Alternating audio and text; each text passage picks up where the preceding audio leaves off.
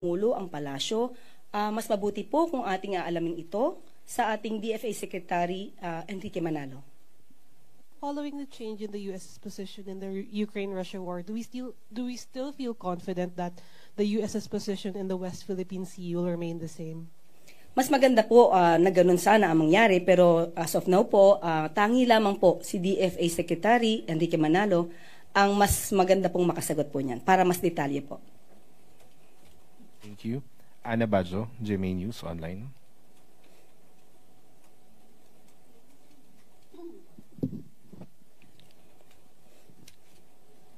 Ma'am, good morning po. Ma'am, may we just get your quick reaction sa recent pronouncement ni former spokesman Harry Roque na kahit gaano ka kagaling na salesman, kung hindi maganda ang produkto, mahihirapan kang ibenta. Good luck daw po sa inyo ni Secretary J. Ruiz.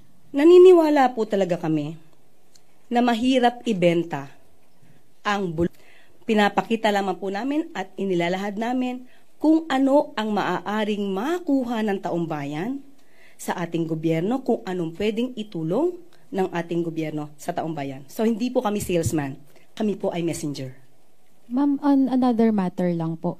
Ma'am, meron pong report na isang media company kung saan isa sa co-founder, si J. Ruiz, ang nakakuha ng 206 million na halaga ng kontrata mula sa PCSO.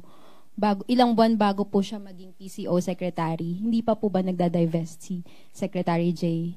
Meron, ang batas naman po natin ay allowed po, no, mag-divest ng shares or interest sa anumang kumpanya na pag-aari niya within 60 days from the time na siya ay nag-assume ng position. So, yan po ay parating na po at alam naman po niya yung batas at lahat po naman ng gagawin natin dito ay dapat naaayon sa batas. Thank you, ma'am. Clay Perdilla, PTV4.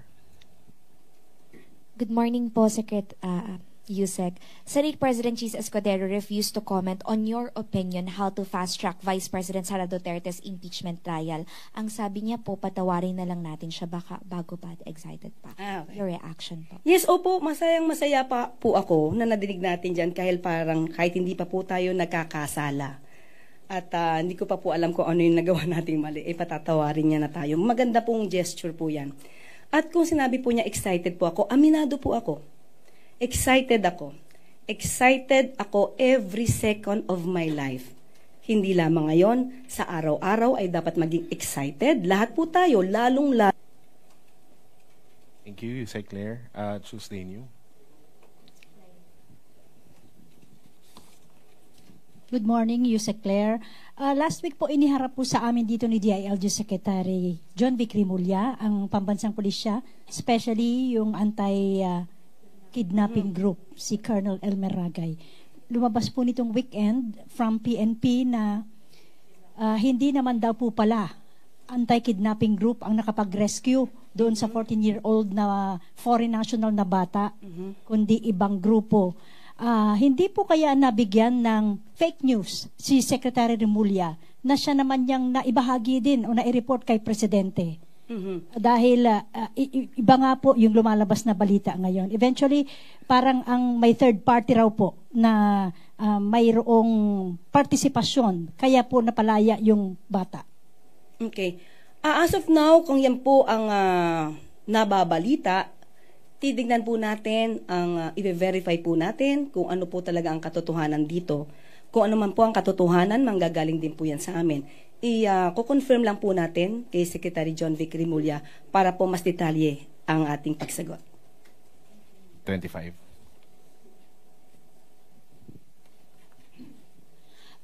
Yusek, kanina po nabanggit ni Acting Secretary J. Ruiz na I'm here po. Ang layo natin ito. Kongreso. Kasi sila din naman po yung gagawa ng batas dito.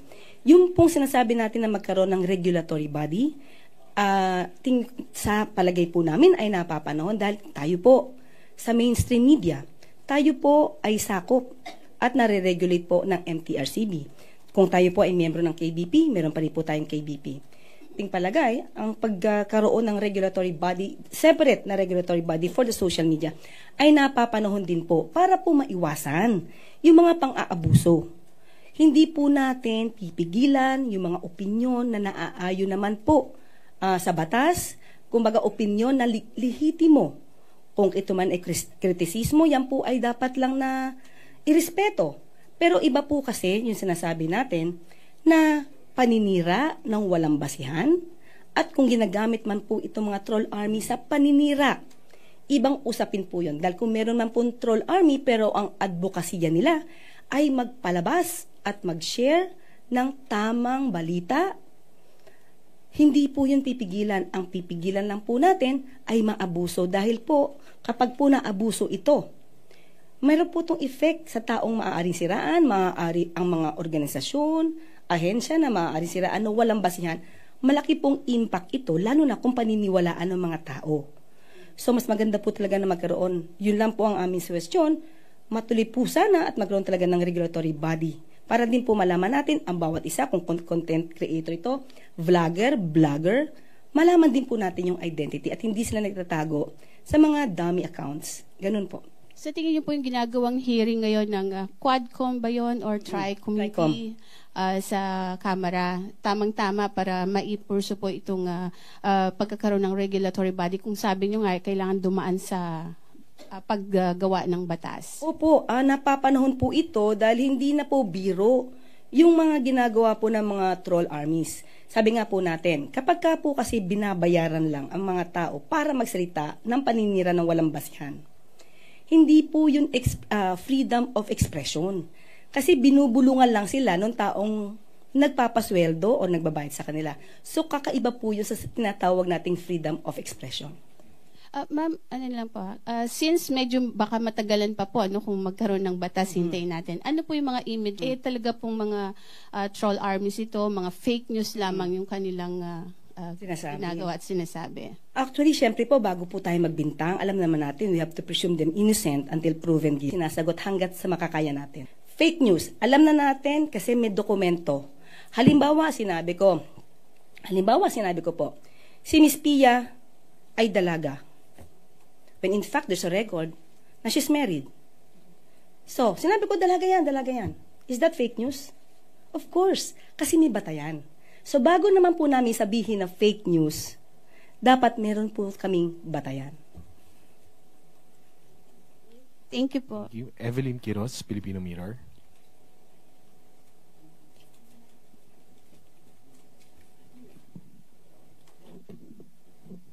Good morning, Yusek. May mga lugar po sa bansa na nakararanas ng mataas na heat index, gaya ng Palawan, Nueva Ecija at ibang parte ng Quezon City. Nagsuspend na din po ng klase yung ilang area sa Kamanava dahil po sa inaasahang mataas na heat index. Pwede pong malaman kung may mga preparasyon, action or contingency plans po ang pamahalaan dito. Opo, nagpalabas na rin po ng pahayag ang DOH patungkol po dito. At yun nga po, nagpapaalala ang DOH laban sa mga sakit na may kaugnayan po sa init na nagiging laganap na po sa matinding temperatura. So as of now po, i-calculate pa rin po namin yung iba pa po na mga action plans patungkol dito. Pero nauna na po ang DOH na magpalabas po ng kanilang mensahe patungkol dito. Tina Maralit, Manila Times. Good morning, ma'am. Ma'am, Major General Nelson Morales has reportedly been reassigned to head the Philippine Air Force's Air Education Training and Doctrine Command. Is this confirmed and may napili na po bang kapalit si Pangulo bilang bagong hepe po ng Presidential Security Command? Nung nakita ko na ito ay maaaring maging issue today, tinanong ko po, wala pa po talaga sa amin na ibibigay ko ano man po ang direktiba o order patungkol po dito. Kapag ka po, meron na po, pangako ko po na ilalabas po agad namin kung ano man po yung pinaka-latest na balita patungkol po dito or any order or memorandum. Okay, ma'am, another question po.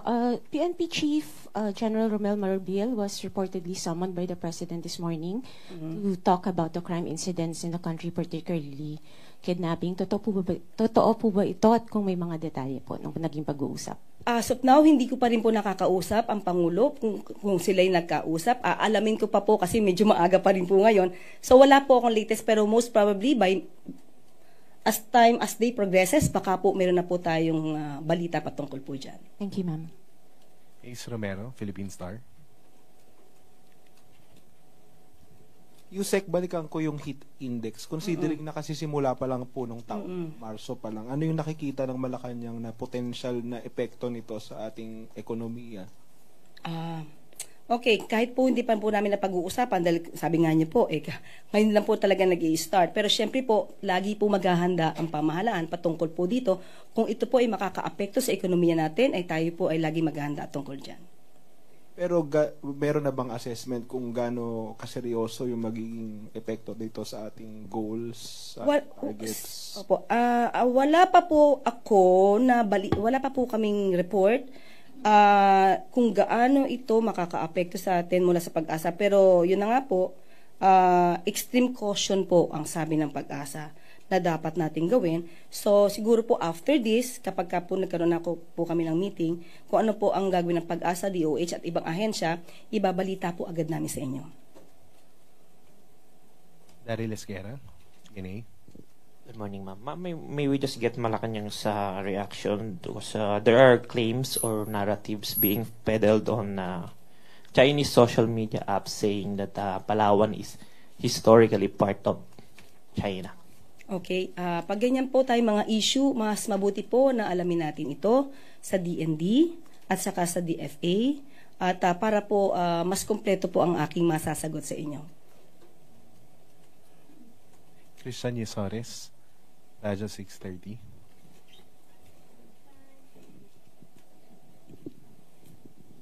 Follow-up lang po sa question ni Daryl. Pero ano po kayang posisyon ng palasyo dito sa parang panibagong claim na naman po ng China sa ating territory despite na... Ito pwedeng itapon lang sa basurahan.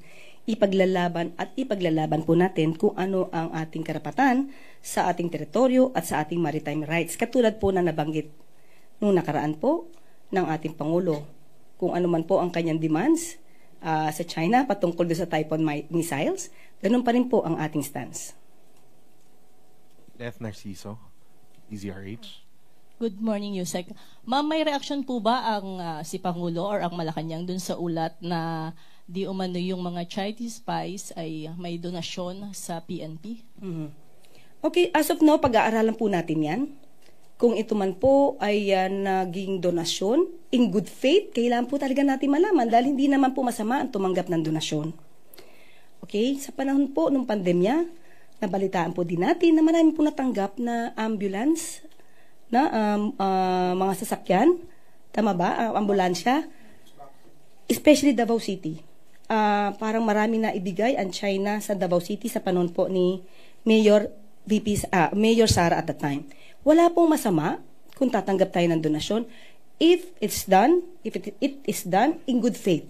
So kung ito naman po pala ay parang ibinigay, pero merong kakaibang dahilan for that, kailangan po nating imbestigahan yan at kung sino man po yung mga tumanggap ng mga opisyal na LGU, dapat siguro po malaman natin para hindi na po maulit kung sila man ay nagagamit, kung hindi man nila alam na nagagamit sila.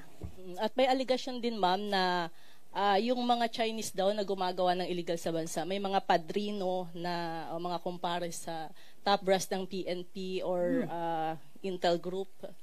Hindi po yan pababayaan ng Pangulo. Talaga po kapag ganyan ang balita at nakarating sa atin yan, kailangan po talagang imbestigahan yan. Hindi po ito dapat palampasin. Ivan Mayrina, GMA7.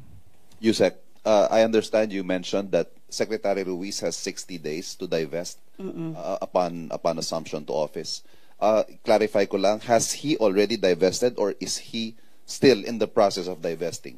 Sa pagkakaalam ko ay in the process na po kasi piniprepare niya po yung kanyang mga papers regarding that. And does the Secretary have a statement on, of course,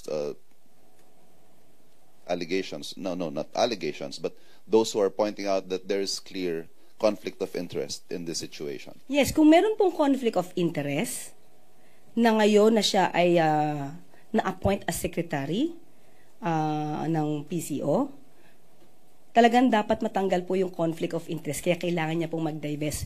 Kung naman po ang mga naging negosyo niya ay hindi pa po siya na-appoint as secretary ng PCO, so wala naman po tayo nakikitang mali doon dahil kailangan din naman po niyang kumita. So, ngayon po na kami po ay na-appoint, kailangan po talaga mag-divest kung ang interest po ay may conflict. So, kailangan po talaga mag-divest. in a chance interview this morning, binanggit din ni Secretary Ruiz na may binabanggit po siyang leakages dito sa Presidential Communications Office. What can you tell us about these leakages, intrigues, and how does he intend to get to the bottom of this and respond to it? Okay, hindi ko po yata nadinig. Sa inyo po sinabi yun. Kanina po. Sa inyo? Okay. Siguro po siya na po yung mas maganda sumagot niyan. Hindi ko po nadinig at hindi ko po alam kung ano yung ibig niya sabihin.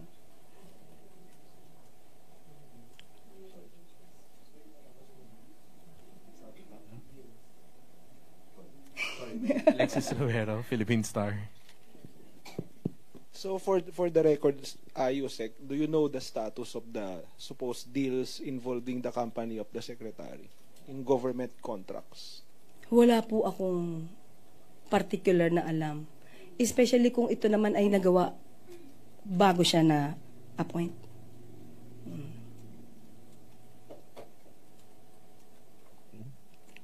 Eden Santos, Net25. Balik lang po ako dun sa heat index sa USEC. Kasi po alam naman natin na sa nakalipas na mga taon ay matindi po ang naging epekto ng tag-init, yung El Nino sa ating mga magsasaka, even sa mga mangingisda po. Ano po yung mga hakbangin o plano ng ating pamahalaan habang hindi pa ganun katindi ang epekto nitong tag-init sa sektor po ng agrikultura? Ma'am, as of now talaga po ay hindi pa po kami nakakapag-usap patungkol dyan. Pero kung ito po talaga ay nakikita po, nababanag po ang matinding epekto po, kikilos po talaga agad ang ahensya para po matugunan kung ano man ang magiging problema sa mga susunod ng araw ng itong napakatinding init na nararamdaman natin. So far po wala pa talagang plano, program ang ating administrasyon. Opo, mag-i-start pa lang po kami kasi magkakaroon po kami ng meeting para po mas detalye. Most probably po, hindi pa lang po na ibababa sa amin kung ano po yung action plans ng DA, SWD, DepEd. Dahil nga kababalita pa lang po nito. So most probably nag-uusap na po sila at titignan ko po ang pinaka-status nito mamaya po pagkatapos ng press briefing natin. Okay, thank you po. Heidi Sampang, FEBC. Good morning po, Yusek. Kasunod lang po nung kaka-implement lang na increase po sa toll fee sa NLEX po, meron pong pangamba na mag-domino effect po ito sa mga presyo po ng mga produktong iniluluwas, lalong-lalo na po sa mga agricultural products. At ito po ay makaka-apekto po sa ating mga mamimili. Meron po bang mga naiisip ng intervention po ang ating pamahalaan? Kapag ka po talaga nagtataas ang isang factor sa pagde-deliver or manufacture ng mga items, hindi po talaga maiiwasan na meron tong epekto sa produkto. Pero katulad po ng ginagawa natin, pati po ng DTI, at i-check po natin yung presyo at kung magtataas man po ay dapat lamang reasonable.